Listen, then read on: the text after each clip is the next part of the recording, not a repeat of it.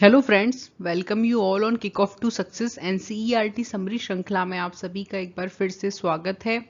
और आज हम हैं क्लास 10th की बुक समकालीन भारत पार्ट 2 के चैप्टर 5 पे, जिसका नाम है खनिज तथा ऊर्जा संसाधन। देखिए, इस चैप्टर में हम इन टॉपिक्स के बारे में जो कि खनिज से रिलेटेड है उनका अध्ययन करेंगे। तो सबसे पहले हम देखते हैं कि खनिज कहाँ पाए जाते हैं और क्या होते हैं। भूपर्पटी यानी पृथ्वी की जो सबसे ऊपरी परत है जो हमें दिखाई देती है, जिस पर पेड़ पौधे पत्थर पड़े रहते हैं, घास उगती है, हमारे घर बनते हैं, वो सब। तो भूपर्पटी विभिन्न खनिजों की योग से बनी चट्टानों से निर्मित है। इन खनिजों का उपयुक्त शोधन करके धातुएं निकाली जाती हैं। मतलब जैसे कच्चे पदार्थ के रूप में खनिज जमीन से निकलते हैं, उनका हम डायरेक्ट यूज नहीं कर सकते हैं, उनको शोधन करके यूज में लिया जाता है। खनिज एक प्राकृतिक रूप से विद्यमान समरूप तत्व है जिसकी एक निश्चित आंतरिक संरचना होती है। मतलब हर खनिज का एक स्ट्रक्चर होता है। हम गोल्ड की बात करें, लोह अयस्क की बात करें, जिप्सम की बात करें, तो सबका एक स्ट्रक्चर होता है। ऐसा नहीं कि कॉमन ही होते हैं सब। ये प्रकृति में अनेक रूपों में पाए जाते हैं, जिसमें सबसे कठोर हीरा है और सबसे नरम चूना है। तो हीरा आप लोगों ने लाइव नहीं तो एड में तो कहीं ना कहीं देखा होगा। तो जो सबसे कठोर धातु है वो हीरा है और सबसे नरम जो चूना है। क्लियर? देखिए यहाँ नीचे डायग्राम में आपके लिए डायग्राम लगाया है, जिसमें आप देख सकते हैं कि कितने रंग बिरंगे और कितने तरह तरह के आकार के खनिज पाए जाते हैं। अब देखते हैं इनकी उपलब्धता कैसे होती है, यानी ये हमें मिलते कैसे हैं। सामान्यतः खनिज अयस्कों में पाए जाते हैं। ठीक है, अब आपके मन में क्वेश्चन आएगा कि भाई अयस्क क्या होता है। तो किसी भी खनिज में अन्य अवयवों या तत्वों के मिश्रण या संचयन अवयव कहलाता है। ठीक है, मतलब सम्मिलित रूप जो होता है ना, एक खनिज के साथ दूसरा तत्व, तीसरा तत्व, तीन चार तत्वों का एक समूह समूह जो होता है वो अयस्क कहलाता है। और उन अयस्कों को जब शोधन किया जाता है तो उसमें से एक खनिज निकलता है। अब आगे देखते हैं। खनिज प्राय निम्न शैल समूह से प्राप्त होते हैं, यानी आग्नेय तथा कायांतरित चट्टानों में खनिज दरारों, जोड़ों, भ्रंशों व विद्रोह में मिलते हैं। छोटे जमाव शिराओं के रूप में तथा वृहद जमाव परत के रूप में पाए जाते हैं। छोटे जमाव मतलब जो कम डिपॉजिट होता है ना खनिज का, वो शिराओं के रूप में मतलब नलियों के रूप में हो जाता है। और जो बड़ा जमाव होता है वो एक परत के रूप में होता है। जैसे उदाहरण के तौर पर आप देखिए जस्ता, तांबा, जिंक, सीसा आदि। अनेक खनिज ऐसे भी हैं जो कि अवसादी चट्टानों के खनिज संस्तरों में पाए जाते हैं, जैसे कोयला, जिप्सम, पोटाश। तो ये एग्जाम्पल हैं जिनसे आप समझ सकते हैं कि कौन से अधिकांशतः आग्नेय और कायांतरित चट्टानों में पाए जाते हैं और कौन से अवसादी चट्टानों में। धरातलीय चट्टानों के अपघटन से भी खनिजों का निर्माण होता है। चट्टानों की घुलनशील तत्वों के अपरदन के पश्चात अयस्क वाली अवशिष्ट चट्टानें रह जाती हैं। तो इसका उदाहरण क्या है? बॉक्साइट। पहाड़ियों के आधार तल यानी जो उसका बेस एरिया होता है वहां वो, तथा घाटी तल के रेत में जलोढ़ जमाव के रूप में भी कुछ खनिज पाए जाते हैं, जिन्हें निक्षेप पैलेसर के नाम से जाना जाता है, जैसे सोना, चांदी, टिन, प्लेटिनम। तो क्या होता है कि जो जलोढ़ मिट्टी होती है यानी नदियों के द्वारा लाई जाती है, वो जब ज्यादातर नदियां पहाड़ों से निकलती हैं, तो पहाड़ों से निकलकर पहाड़ों की तलहटी पे आती हैं या फिर घाटी पे आती है, तो वहां पर भी कुछ खनिजों का जमाव रेत के रूप में हो जाता है या फिर कहें रेत में जमाव हो जाता है। तो इसे निक्षेप पैलेसर कहते हैं। एग्जाम्पल सोना, चांदी, टिन है ही है। महासागरीय जल में विशाल मात्रा में खनिज पाए जाते हैं, जैसे सामान्य नमक हो गया, मैग्नीशियम हो गया, ब्रोमाइन आदि एग्जाम्पल हैं इसके। अब देखते हैं हम खनिजों का वर्गीकरण, कि हमने खनिजों का वर्गीकरण कैसे किया है। तो एक है धात्विक खनिज, अधात्विक खनिज और ऊर्जा खनिज। तो जो धात्विक खनिज हैं, यानी जिनसे धातु प्राप्त होती है, उनको 3 क्लासिफिकेशन किए गए हैं उसके: लोह धातु, अलोह धातु तथा बहुमूल्य खनिज। लोह धातु क्या होता है? नाम से पता चल रहा है, जिसमें लोहे का अंश होगा, जैसे लोह अयस्क, मैग्नीज, निकिल, कोबाल्ट आदि। अलोह धातु क्या होती है? जिसमें लोहे का अंश न हो, जैसे तांबा, सीसा। जस्ता, बॉक्साइट आदि। और बहुमूल्य खनिज किसे कहेंगे? सोना, चांदी, प्लेटिनम जो होते हैं ये बहुत प्रीसियस होते हैं। सोने का तो आप सभी ने सुना होगा कि कहाँ पहुंचा हुआ है सोने का भाव। नेक्स्ट हम देखते हैं अधात्विक खनिज, यानी जिनमें सिंपल सा नाम से पता चला धातु जो है वो कम मात्रा में पाई जाएगी। अब्रक, नमक, पोटाश, सल्फर, चूनाश्म, चूना पत्थर, संगमरमर, बलुआ पत्थर, ये सब इसके उदाहरण हैं। ऊर्जा खनिज मतलब जो हमें ऊर्जा संसाधन के रूप में प्रयुक्त किए जाते हैं, कोयला, पेट्रोलियम, गैस आदि इसके उदाहरण हो गए। अभी है सबसे पहले देखने का धात्विक खनिज, जो हमने अभी पढ़ा उसका अब डिटेल में यहाँ पढ़ते हैं। तो धात्विक खनिज मैंने पहले ही बताया था और नाम से भी क्लियर है, इस खनिज में धातु होगी, वो क्या कहलाएगा? धात्विक खनिज। मेटेलिक मिनरल्स, ये 3 प्रकार के होते हैं। अभी 3 प्रकार कौन कौन से हैं? लोह धातु जिसमें यानी लोह की मात्रा होगी, अलोह धातु जिसमें लोहे की मात्रा नहीं होगी, और जो अन्य बचे होंगे वो बहुमूल्य खनिज में। अभी लोह खनिज का देखते हैं कि क्या है। इसमें इससे लोहा प्राप्त किया जाता है। लोह खनिज धात्विक खनिजों के कुल उत्पादन मूल्य के 3/4 भाग का योगदान करते हैं। तो देखिए धात्विक खनिज में लोह खनिज का बहुत बड़ा प्रतिशत है। ये धातु शोधन उद्योग के विकास को मजबूत आधार प्रदान करते हैं। इसका अर्थ क्या हुआ कि अधिकांशतः फैक्ट्रियां जो हैं उनमें मशीनें हैं वो सब लोहे की होती हैं, इसलिए उस उद्योग को ये बड़ा आधार प्रदान करते हैं। देखिए आप कह सकते हो कि लोहा जो होता है वो कुछ कुछ इस तरीके का होता है। सबसे पहले हम देखते हैं इसमें लोह अयस्क, जिसे हम क्या कह देते हैं? आयरन ओर भी कहते हैं। तो लोह खनिज एक आधारभूत खनिज है तथा औद्योगिक विकास की रीढ़ है। तो ये बहुत इंपॉर्टेंट चीज है कि औद्योगिक विकास की रीढ़ किसे कहा जाता है? लोह अयस्क को कहा जाता है। ये 1 लाइनर क्वेश्चंस में बहुत पूछा जाता है अमूमन हर एग्जाम्स में, तो ये आपको याद रखना है। इसका जो सबसे अच्छा उदाहरण है वो मैग्नेटाइट है, जिसमें 70% मात्रा में लोहांश पाया जाता है। ठीक है, तो देखिए जो लोह अयस्क है वो इस तरीके से कुछ कुछ निकाला जाता है, और टोटल लोह अयस्क का देखें तो इस तरह से प्रतिशत है कि उड़ीसा में सबसे ज्यादा निकलता है, फिर छत्तीसगढ़, कर्नाटका, झारखंड में ये, और बचा हुआ इसका है। अभी है कि इनके प्रकारों में देखते हैं तो हेमेटाइट जो है वो इसका सबसे महत्वपूर्ण लोह अयस्क है, जिसका अधिकतम मात्रा में उपभोग हुआ है, किंतु इसमें लोहांश की मात्रा मैग्नेटाइट की अपेक्षा थोड़ी कम होती है, यानी 50 से 60% तक पाई जाती है। भारत उच्च कोटि के लोहाश्म युक्त लोह अयस्क में धनी है। ठीक है, इसमें क्या है, हर लाइन बहुत इंपॉर्टेंट है, लाइन टू लाइन आप इसे बार बार देखेंगे वीडियो तो आपको ये रिमाइंड ही हो जाएगा। इसको आप सोचे कि मैं आज ही लेके रटने बैठ जाऊं तो ये पॉसिबल नहीं है। भारत में प्रमुख लोह अयस्क की पेटियां हैं, जैसे उड़ीसा झारखंड पेटी, ठीक है, ये हो गई आपकी। इसके बाद है छत्तीसगढ़ महाराष्ट्र में दुर्गा बस्तर या चंद्रपुर पेटी, कर्नाटक में बेल्लारी चित्रदुर्ग चिकमंगलूर तुमकुर पेटी, गोवा महाराष्ट्र में रत्नागिरी जिले में महाराष्ट्र गोवा पेटी। तो देखिए ये 4 पेटियां हैं जो इम्पोर्टेंट हैं। ठीक है, आपको याद रखनी है ये वाली। और ये देखिए कोयला खदान का बृहदर्शीय एक डायग्राम है जो आपके लिए लगाया गया है।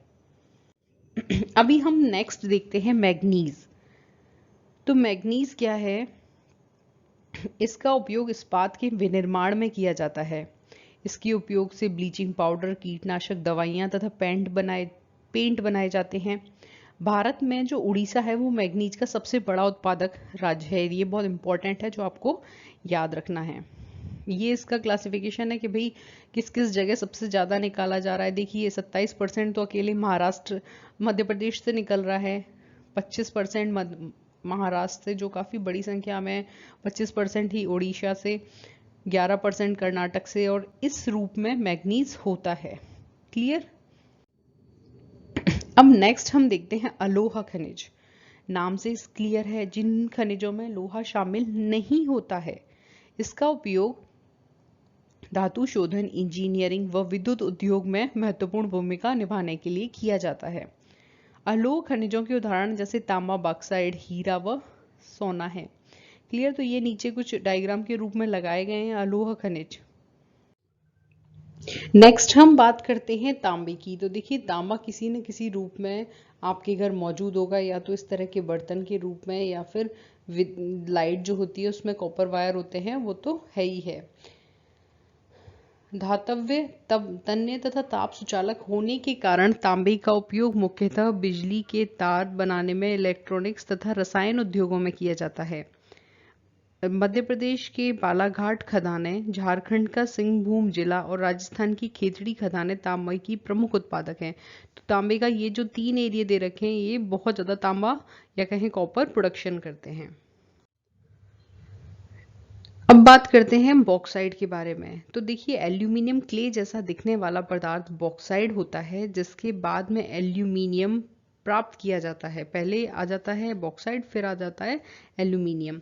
एल्यूमिनियम एक महत्वपूर्ण धातु है, क्योंकि यह लोहे जैसी शक्ति के साथ साथ अत्यधिक हल्का व सुचालक भी होता है।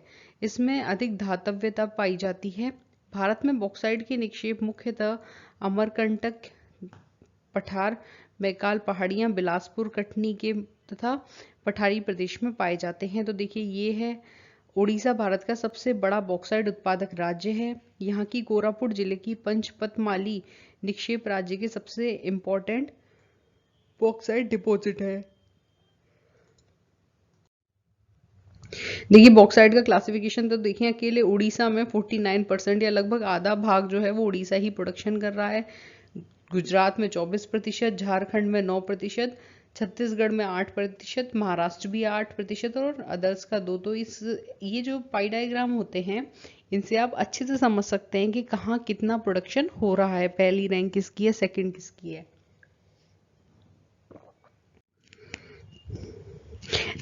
अब हम बात करते हैं बहुमूल्य खनिज की।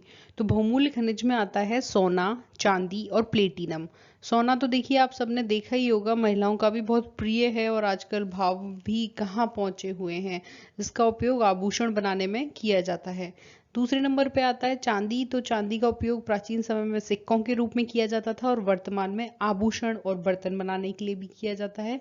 प्लेटिनम भी एक धातु है जिसका अधिकांशतः उपयोग आभूषण के रूप में किया जाता है। अब हम बात करते हैं अधात्विक खनिज की। यानी नाम से ही क्लियर हो रहा है कि अधात्विक खनिज क्या होते हैं, जिनमें धातु नहीं पाई जाती है या नहीं होती है। इसमें सबसे पहला है अभ्रक।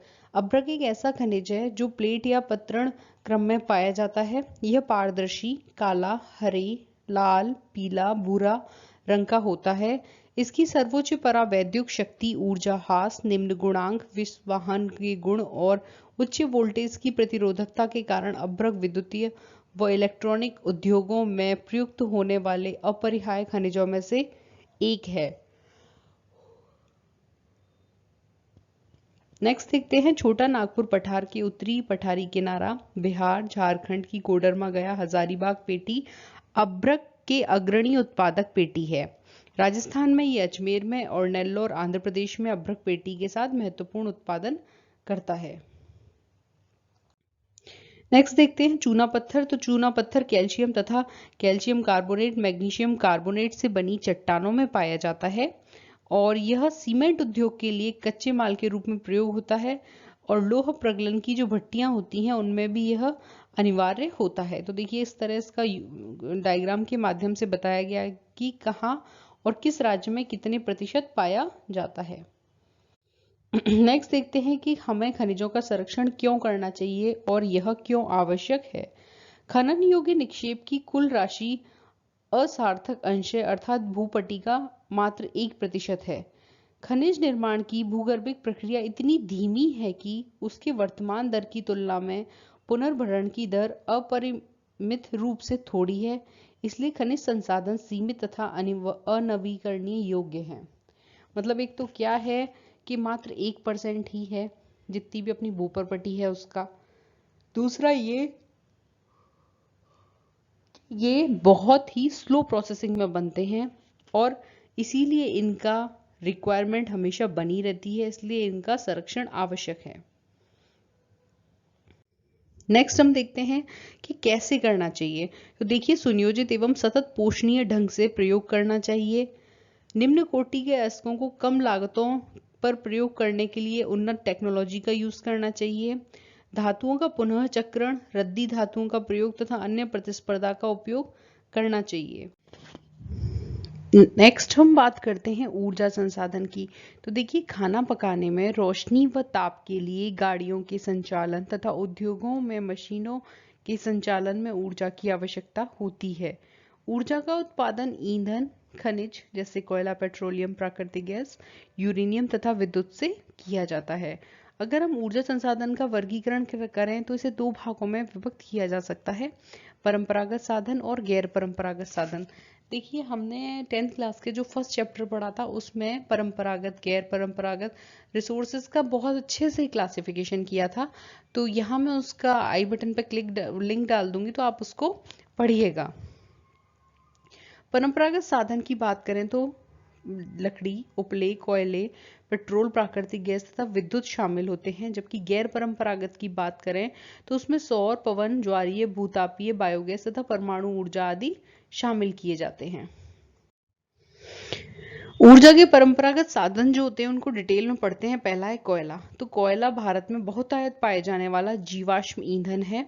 इसका उपयोग ऊर्जा उत्पादन तथा उद्योग और घरेलू जरूरतों की ऊर्जा पूर्ति के लिए किया जाता है। कोयले का निर्माण पादप पदार्थों के लाखों वर्ष तक संपीड़न से हुआ है, अर्थात निश्चित ताप और निश्चित दाब पर लाखों वर्षों के पश्चात जो पेड़ पौधों की पत्तियां होते हैं, जीवाश्म के अंश होते हैं, वो कोयले में परिवर्तित हो जाते हैं। हम बात करते हैं कि संपीड़न की मात्रा, गहराई और दबने के समय के आधार पर कोयले को अनेक रूपों में पाया जाता है। सबसे पहला है पीट। दलदल में क्षय होने से पादपों में पीट, दलदल में क्षय होते पादपों से जो बनता है कोयला वो है पीट किस्म का कोयला, जिसमें कम कार्बन, नमी की उच्च मात्रा आदि क्षमता होती है। दूसरे वाले कोयले की बात करें तो यह है लिग्नाइट। निम्न कोटि का भूरा कोयला होता है जो मुलायम होने के साथ साथ अधिक नमी युक्त भी होता है। तीसरा है बिटुमेनी। गहराई में दबा होता है लेकिन अत्यधिक तापमान से प्रभावित बिटुमेनी कोयले का निर्माण होता है जो वाणिज्यिक प्रयोग में अधिक यूजफुल है। फोर्थ और लास्ट है कि बेस्ट कोयला जो होता है कठोर भी है और धुआं कम निकलता है, वो है एंथ्रेसाइड। तो ये क्लासिफिकेशन है जो आपको याद रखना है। सीरियल से भी कई दफे पूछ लिया जाता है कि सबसे अच्छा कौन सा है, सबसे बुरा कौन सा है, ऊपर से दूसरे नंबर पे अच्छा कौन सा है, इस तरीके से। तो आपको ये याद रखना है। भारत में कोयला गोंडवाना तथा टर्शरी निक्षेप में पाया जाता है। गोंडवाना कोयला जो है उसे धातु शोधन कोयला भी कहते हैं। गोंडवाना कोयला के प्रमुख क्षेत्र कौन कौन से हैं? तो जैसे दामोदर घाटी का है, पश्चिम बंगाल तथा झारखंड, झरिया, रानीगंज, बोकारो, गोदावरी महानदी, सोन तथा वर्षा नदी घाटी, और टर्शरी कोयला क्षेत्र उत्तर पूर्वी राज्यों जैसे मेघालय, असम, अरुणाचल प्रदेश व नागालैंड में पाया जाता है। नेक्स्ट हम बात करते हैं पेट्रोलियम की। यह ताप व प्रकाश के लिए ईंधन, मशीनों का स्नेहक और अनेक विनिर्माण उद्योगों को कच्चा माल प्रदान करता है। तेल शोधनशालाएं जो होती हैं वो संश्लेषित वस्त्र, उर्वरक, असंख्य रसायन उद्योगों में एक नोडीय बिंदु का काम करती हैं। भारत में कुल पेट्रोलियम का उत्पादन का लगभग 63% मुंबई हाई से, 18% गुजरात से और 16% असम से प्राप्त होता है। प्राकृतिक गैस की बात करें तो ऊर्जा संसाधन के रूप में प्रयुक्त की जाती है। पेट्रो रसायन की औद्योगिक कच्चे माल के रूप में भी प्रयोग किया जाता है। कार्बन डाइऑक्साइड के कम उत्सर्जन के कारण प्राकृतिक गैस को पर्यावरण अनुकूल माना गया है। कृष्णा गोदावरी बेसिन, मुंबई हाई सानिध्य क्षेत्र, खंबात की खाड़ी, अंडमान निकोबार द्वीप समूह में भी प्राकृतिक गैस के विशाल भंडार पाए गए हैं। नेक्स्ट हम बात करते हैं विद्युत की। विद्युत यानी इलेक्ट्रिसिटी, जो आपके हमारे घर को रोशन करती है, जगमगा देती है। तो आधुनिक विश्व में विद्युत के अनुप्रयोग बहुत ज्यादा विस्तृत हैं। विद्युत मुख्यतः दो प्रकार की होती है। एक तो जो जल के द्वारा बनाई जाती है और दूसरी कोयला, पेट्रोलियम, प्राकृतिक गैस से बनाई जाती है। जो विद्युत है वो एक नवीकरणीय योग्य संसाधन है। भारत में अनेक बहुउद्देशीय परियोजनाएं हैं जो विद्युत ऊर्जा का उत्पादन करती हैं, जैसे भाखड़ा नागल, दामोदर घाटी, कैपिली हाइड्रल परियोजना आदि। ताप विद्युत ग्रह अनवीकरणीय योग्य जीवाश्म ईंधन का प्रयोग कर विद्युत उत्पन्न करते हैं। नेक्स्ट बात करते हैं हम ऊर्जा के गैर परंपरागत स्रोतों की। इसमें सबसे पहले आता है परमाणु या आणविक ऊर्जा। गैर परंपरागत स्रोत यानी जो हमने वर्तमान में निर्मित किए हैं और समय के साथ साथ ये समाप्त भी हो सकते हैं। इनका संतुलित उपयोग करना अत्यधिक आवश्यक है। यह ऊर्जा अणुओं की संरचना को बदलने से प्राप्त की जाती है। इसका उपयोग विद्युत ऊर्जा उत्पादन करने में किया जाता है। देखिए इस तरह से ये परमाणु भट्टियां होती हैं जिनसे कि तापीय ऊर्जा प्राप्त की जाती है। यूरेनियम, थोरियम झारखंड और राजस्थान में अरावली पर्वत श्रृंखला में पाए जाते हैं, जिनका प्रयोग परमाणु तथा आणविक ऊर्जा के उत्पादन में किया जाता है। केरल का जो रेत है उसमें मोनोजाइट रेत है, उसमें थोरियम बहुत अधिक मात्रा में पाया जाता है। तो इस तरह से ये है कि भारत में कौन कौन से जो परमाणविक खनिज हैं या आणविक खनिज हैं वो कहाँ पाए जाते हैं। नेक्स्ट हम बात करते हैं सौर ऊर्जा की। तो भारत एक उष्णकटिबंधीय देश है, इसलिए यहाँ सौर ऊर्जा के दोहन की असीमित संभावनाएं हैं। फोटोवोल्विक विधि द्वारा धूप को सीधे विद्युत में परिवर्तित किया जाता है और भारत के ग्रामीण तथा सुदूर क्षेत्रों में सौर ऊर्जा तेजी से लोकप्रिय हो रही है, जिसका प्रयोग ग्रामीण घरों में उपलों लकड़ियों पर निर्भरता को कम से कम करने में किया जा रहा है। ये पर्यावरण में तो संरक्षण देती है, साथ ही साथ कृषि में भी खाद की आपूर्ति करती है। पवन ऊर्जा की बात करते हैं तो भारत को विश्व में पवन महाशक्ति का दर्जा दिया गया है। भारत इंपॉर्टेंट लाइन है कि भारत में पवन ऊर्जा फॉर्म की विशालतम पेटी तमिलनाडु में नागरकोइल से मदुरई तक स्थित है। इसके अतिरिक्त राज्यों की बात करें तो उसमें आंध्र प्रदेश, कर्नाटक, गुजरात, केरल, महाराष्ट्र तथा लक्षद्वीप भी महत्वपूर्ण पवन ऊर्जा उत्पादक फार्म हैं। नागरकोइल तथा जैसलमेर के फार्मों का प्रयोग देश में पवन ऊर्जा के प्रभावी प्रयोग के लिए किया जा रहा है। देखिए इन जगह पे बहुत बड़ी मात्रा में जो पवन ऊर्जा संयंत्र हैं वो लगाए गए हैं, जिससे काफी मात्रा में विद्युत उत्पादन किया जा रहा है। बायोगैस की अगर हम बात करें तो ग्रामीण क्षेत्रों में विशेषकर झाड़ी, कृषि अवशिष्ट, पशुओं के और मानव जनित अपशिष्ट के उपयोग से घरेलू उपयोग हेतु बायोगैस उत्पन्न की जा सकती है।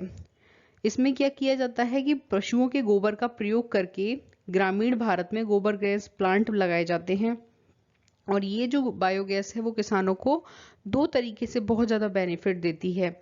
एक तो ऊर्जा उत्पन्न करके और दूसरा उर्वरक, अच्छी प्रकार की जो उर्वरक है उसके रूप में। नेक्स्ट हम बात करते हैं ज्वारीय ऊर्जा की।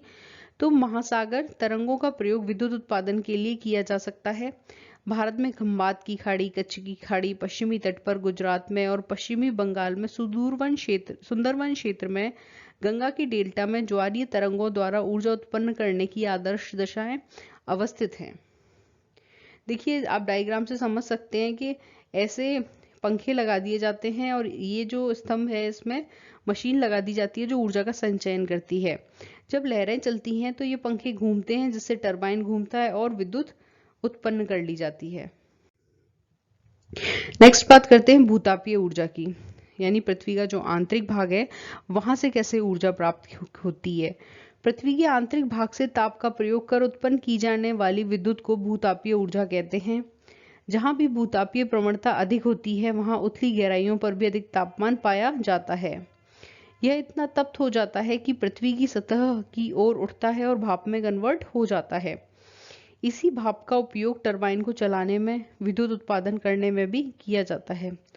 भूतापीय ऊर्जा में दोहन के लिए भारत में 2 प्रायोगिक परियोजनाएं शुरू की गई हैं। ये आपको बहुत ही अच्छे से याद रखनी है। एक तो हिमाचल प्रदेश में मणिकर्ण के निकट पार्वती घाटी और दूसरा पुंगा घाटी, कहाँ पे, लद्दाख में।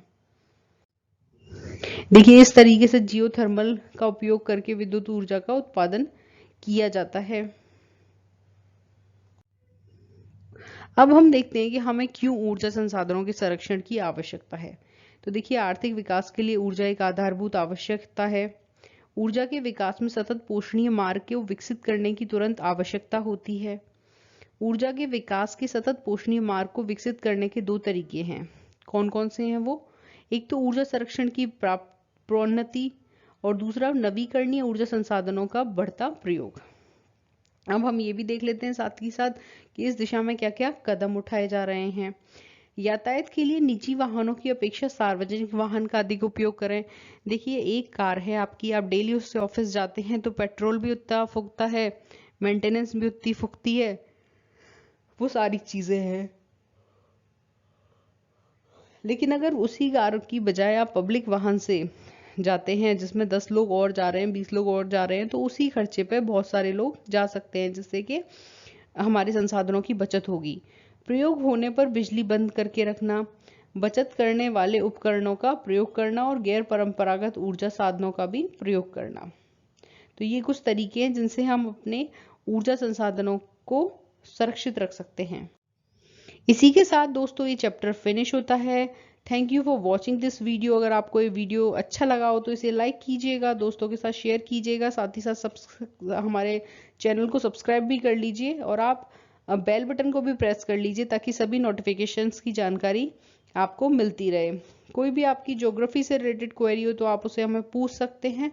Thank you again.